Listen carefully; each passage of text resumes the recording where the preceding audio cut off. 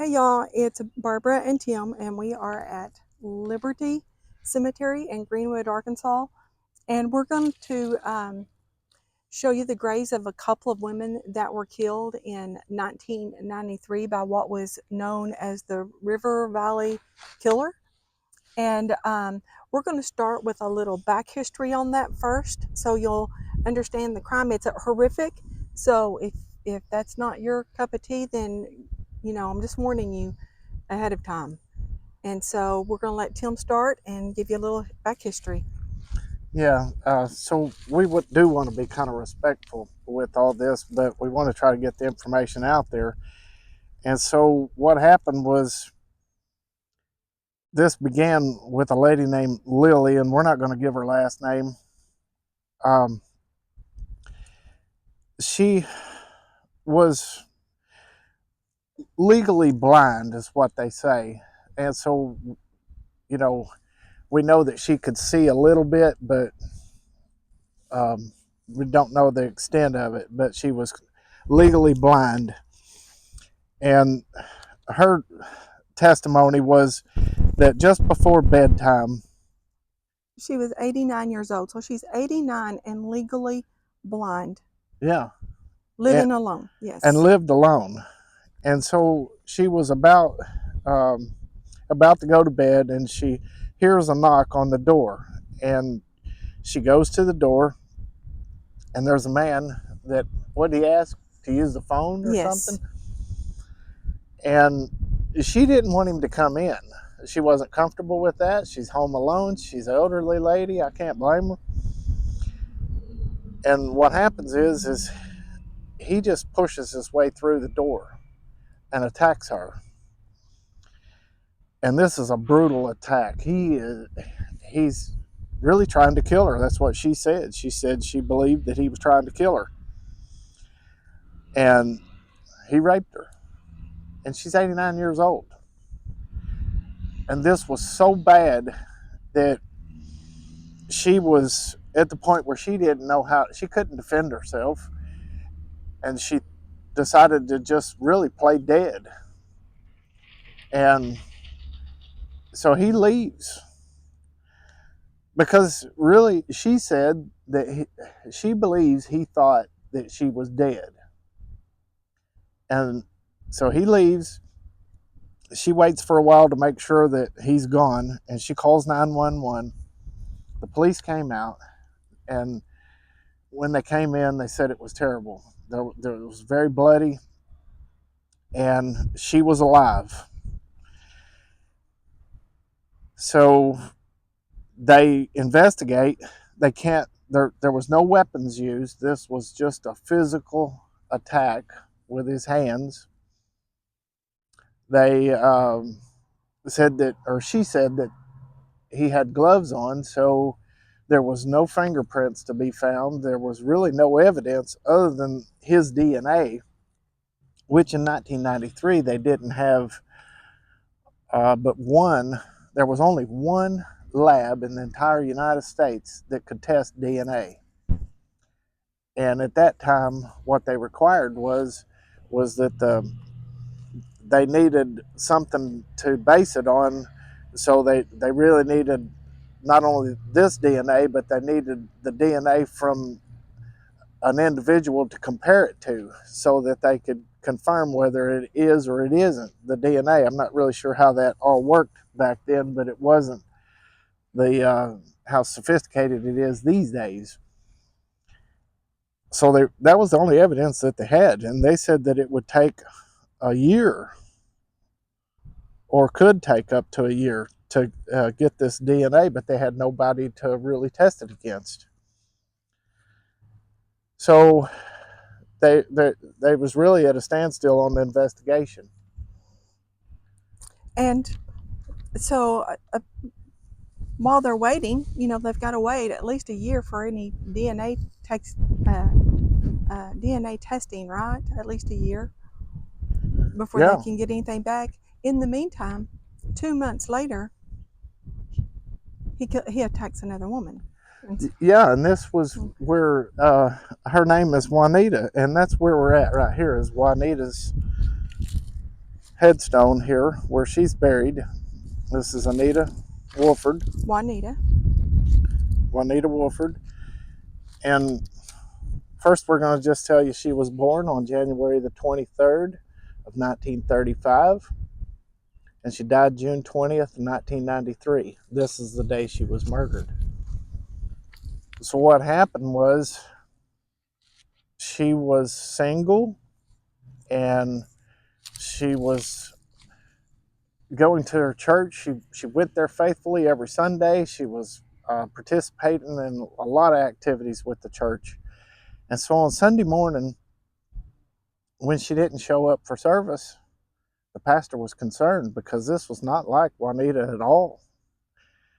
And, you know, they just wanted to send a couple of guys down there to check on her to see if she's okay or what's going on, if she needed something, what was really going on. So the two young men go to her house, and they noticed that the door had been broke. The whole door jamb was busted out. The door had been busted in. Somebody had broke into this home, and they noticed a smell, and it really frightened them. So they left and came straight back, which is right down the street, to the church, and they told the pastor what was going on. So they called 911. The police came out, and of course the police said that they noticed the smell immediately, which I guess is something that hard to imagine, getting used to that smell or knowing that smell, but they knew. And they entered the home, and they found Juanita dead. They said it was just horrible. We don't even want to imagine, but they said it was a bloodbath. She had been brutally murdered and stabbed with the trim, with the door, part of the door trim, multiple times. And again, you know, very little evidence. They did um, They did say that she was beaten so badly her face was unrecognizable, and she had been stabbed multiple times, maybe 18 plus times. I think on one report I read, she he had there was blood from the front door all the way to her bedroom, like a stream of like it looked like a river of blood. It was just, I'm telling you, it was like a slaughterhouse. yeah, it was like something they had never seen. It was very graphic. They they did notice um, some urination around the room, urine. So they noticed a bloody shoe print on the wall, and it was sideways. And they didn't really understand that, but they documented all this evidence, and still they didn't have any fingerprints. But they investigated outside the window. They noticed some cigarette butts where somebody had been watching her, and so that you don't know how long they had been watching her, but there were several cigarette butts outside her window, which was exactly what they had found at 89-year-old Lily's home. Outside of one of her windows, they had found some of this same situation. They found there were railroad tracks that ran behind her house, and they found a ball cap out there that said "No beer, no work," something like that, Yeah, or yeah, something about beer and work on it. and then the evidence, they really had no evidence, and but they were studying this case as to what was really going on here. And the one thing that, like I said, they noticed these two crimes were just almost identical, except for Lily wasn't murdered, but the killer thought that she was dead, and Juanita was dead. And then outside the window, the cigarette butts, that somebody had been watching them like a peeping Tom. And then there was a set of railroad tracks that they noticed that ran behind both homes, and which was easily uh, accessed, you know, just to walk down those tracks and see the other home. so they wasn't walking like down the road, to get there. They could do it by the railroad tracks. And with the hat, they started trying to put some of these things together. This is the only evidence that they had at that time. So they found a guy, and his name is Danny. Well, they had. Let me just interject something here. They had several suspects, but they didn't pan out. But except for this one, and a guy named Danny, and again, we're not going to say. You'll see. We're not going to say his last name. Well, the reason why they was concerned about Danny was because there had been several people talking about a guy who had been walking back and forth down those railroad tracks and using them for a way of transportation. And so they wanted to question him, but they couldn't find him. Now, all of a sudden, now then they can't find him. So they decided that, or they found out that he had some sisters, and so they wanted to talk to his sisters about his whereabouts, and they started confessing things that he had done to them earlier in their life. Some of the things that he did to them, as far as torturing them, uh, taking advantage of them in different ways. And I guess he had a pair of bloody shoes that he had. That's so their sisters say. They say, well, he wanted us to dispose of these bloody shoes, and he also had a knife that he asked us to dispose of. So now they was really interested in finding Danny so that they could question him because he was looking more and more like the suspect. And the sisters confirmed that that was his hat. Yeah. And they interviewed his ex-wife, and she gives a similar report as his sisters, that he was abusive. He he was just had some major issues, and one of the crazy things was in Juanita's house there was urine on the walls, and one of the things that his ex-wife said was that he wanted to urinate on her, and that really got the police's their attention, because she didn't know these facts. That this hasn't been this stuff hasn't been um, Released to the released, public. right, these details. And so now they really want to find Danny, because that's just a very unusual thing. And I believe when they do find him, they go to his home and they search his home, and in his home there are like 2-liter bottles of urine that he had been urinating in these bottles and had them stashed all over his house. So now this is really looking, Yeah, things you are know, pointing towards him. yeah, yeah, because his ex, from the testimony from his sisters, his ex-wife, and the urinating, and then in these bottles, and then there's urine on the walls in Juanita's house, and this is just Yeah. doesn't look good for the guy. So I'll let you go ahead, Tim. And then they did find him, and when they did find him, they had grounds to go ahead and bring him in, and they did bring him in, and they questioned him. They hooked him up to a polygraph, which he failed. The polygraph says, and they they questioned him so much, and then finally Danny admits to being that he did this crime. And not only does he admit it, but he has details of the crime scene that nobody would know but police officers, because it hadn't been released to the public. Right. So they feel confident they've got their man. Yeah, and they got an admittance. He admitted to doing it, and so they arrest him. And then it goes on for what, a couple of years. Yeah, he's in jail waiting trial. Waiting trial, and a couple of months before trial, they end up with another murder. Yes, another murder, and so that really has the police confused. And so we are going to go show you the grave of which is the second murder, but the third victim.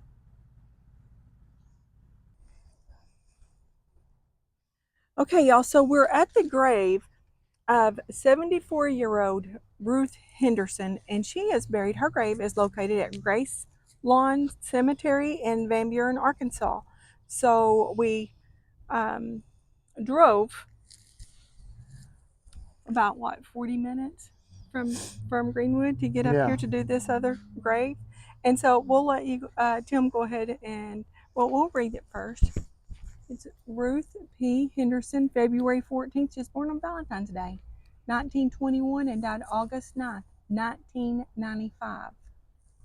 And that was 2 years since the last, since Juanita Wofford. Yeah. And what was so puzzling is that when the police arrived to investigate this murder, they saw the same identical things that they had seen with um, Juanita's murder. Yeah, the details were. All the details, the smashed in door and nothing stolen. This was, as she was, at 74-year-old Ruth was beat to death. It was like another bloodbath in there. And they, what they call it, necrophilia. And this is having with a dead corpse, And so, which none of this information had ever been released to the public. Nobody knew of anything about this. And here they had the guy in jail right now that was responsible for the prior death. And so they were confused as to what was going on. and we failed to say that Juanita Wofford had been raped after her death also, and that those details were not released to the public. And so um, so that's why the police are so puzzled, because the crimes are, I mean, what are the Yeah, chances and of this is finding, not normal. yeah, what are the chances of having two women of, Juanita was only 58. That's not really elderly, but a little older. And then 89-year-old Lily, which she played dead. So he thought she was dead. He thought she was dead. And now 74-year-old Ruth. And he's having sex with these women after they're dead, or he believes that they're dead. And what are the chances? They're confident they've got the right man in jail, but he's in jail. And yeah, their first thought was a copycat killer. But how could he be a copycat killer when he doesn't know the details? Or how could he know the details that nobody else knows? Only the police department does. So they didn't know what was going on. And they called. They wanted to know the man that they've got in jail, Danny, is he still in jail? Or, has he escaped? What's going on here? Because this looks just like it. So they find out he's in jail. He's been locked up. I mean, He the couldn't have cops done it. knew he was in jail. But it was so similar. It was so identical. They wanted to Thought be they sure. wanted to be sure. They thought, man, did he escape or something? So they called it in and said, "Is he still in there?" That's how similar the Identical. two identical the crime scenes are, and they're like, make sure they told him, go make sure he's in there, make sure he didn't break out. Yeah. That's how close this is. Yeah. So he was there, but so they didn't. They released him. Correct. They released him from jail because he couldn't have done this crime, and Well, they had enough information. now they have DNA testing has advanced enough. They sent in the DNA samples from this third crime scene, and it's not a match. Yeah. And so they release him. Right. I believe that's the way it goes. Yeah. So, and he was 2 months from going to trial. Right. So then, after he was released from jail, they're looking 5 years. for the criminal for 5 years goes by, and they've got no more information than what they had. And then they get another call, and it's a 16-year-old girl. And what happened is she's at home alone, and she gets a knock on the door, and the man that is at the door is familiar to her. He's actually her neighbor, right? Mm-hmm. And he has to come in, and so he comes in, or she lets him in because she knows who he is. And then he attacks her. He gets a knife from the kitchen. He comes back in there and he attacks her brutally, trying to kill her, stabbing her in the head, in the chest. And while this is going on, her mom and dad returned home. For what reason, we don't know. But they returned and see what the door broke in. They rush in, Well, she and let him in. The door wasn't busted in. I think she just let him in. yeah, that's right. She let him in, and so they go in and they see what's going on, and the father jumps on him, and he's fighting this guy, and uh, her mom calls the police, and here the police came out there, and they've got their guy here, red-handed, and so he's in bad shape because I'm sure Well, he's this girl's okay. So the dad jumps on him and beats him almost to death before the cops get there. So by the time the cops get there and the ambulance get there, they got to take them both. The 16-year-old girl and the man, and his name, we can say his name now is Charlie Ray Vines. yeah And they've taken him. He has gone to the hospital also. But the crime scene seems once again so familiar to the last three. But the cops are the only thing that would be different is yeah her they did age. her She's age. 16 years old, and that's not, consistent with the other. So they now we're like 7 years later from the first attack, which was on um, Lily In in 93. '93, and so they 7 years have passed, and now DNA testing has advanced enough. They think, what the heck? They send it in just to see if it's a match to the samples that they had sent in that they had collected from the other crime scenes, and sure enough, it's a match. It's a match. All four are a match to Charlie Ray Vines. Yeah, and then they try to what they offered him a somewhat of a plea bargain to give information about all the crimes, and they even asked him. The investigators asked him about this guy Danny, because Danny had known so much about the events that had taken place with Juanita's murder, And the and urine. and There, the urine, and so Vines doesn't know anything about this. He says, Danny who? I don't know him. And so Vines is guilty outright of all these crimes, but they're still confused. This guy, Danny, that admitted to this stuff, for whatever reason, he admitted to it because they found out that he had entered the home, or they suspect, must have entered the home because he knew too much. because he knew some things. Plus, of course, they couldn't DNA the urine. It, uh, for some reason, DNA doesn't stay in it for very long or something. I don't know all the details about that, but He just knew so much about the crime scene that and there was urine on the wall. Well, there wasn't urine on the wall on the other crime scenes, just that one. So they kind of suspect that he entered the house, yeah, and because he was walking the tracks all the time, and he probably entered the house, saw the crime scene, and and urinated on the walls. And then there's another um, little twist tidbit to it was he twist. was raised Yes, around. in a morgue. That Charlie Ray Vines was, not Danny. Right. Charlie Ray Vines, the man that his DNA matches all 4 crime scenes. It's just, he was raised around a funeral home his whole life, and And so we you can only know, speculate what was going on.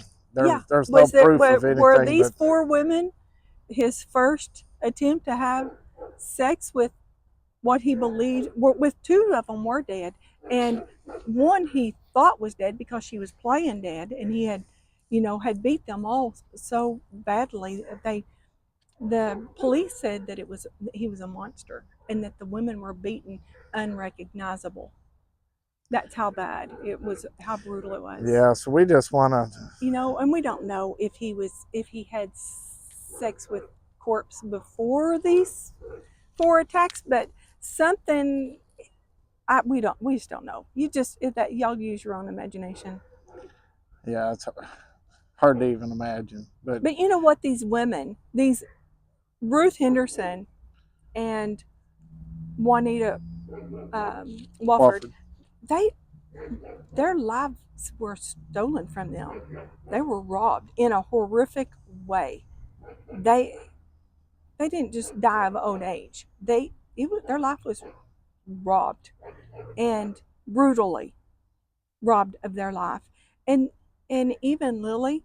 Now Lily lived. She was 89 when she was attacked, but she lived to 100.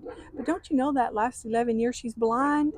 You know the I mean, you have to think she probably lived that 11 years out in fear of what's around the corner, Yeah. But she survived and lived to 100.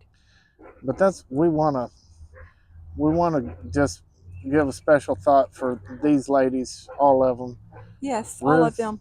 Henderson lost her life at the hands of a serial killer, and Juanita Wolford, and um, was it Lily? Lily is the 89-year-old, and then the 16-year-old girl, and we don't have her name. And if we did, we wouldn't give it. She survived, and she's.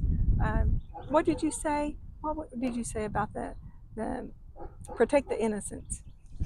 Yeah, Or protect the innocent. as much Yeah, as we we want can. to I'm sure protect that's the something innocent, so you we don't wouldn't give her want name. Yeah. But anyway, are you done? Are we done here? to. Yep. Okay, y'all. So that's our story on the River Valley Killers, and thanks for watching. And see you next time.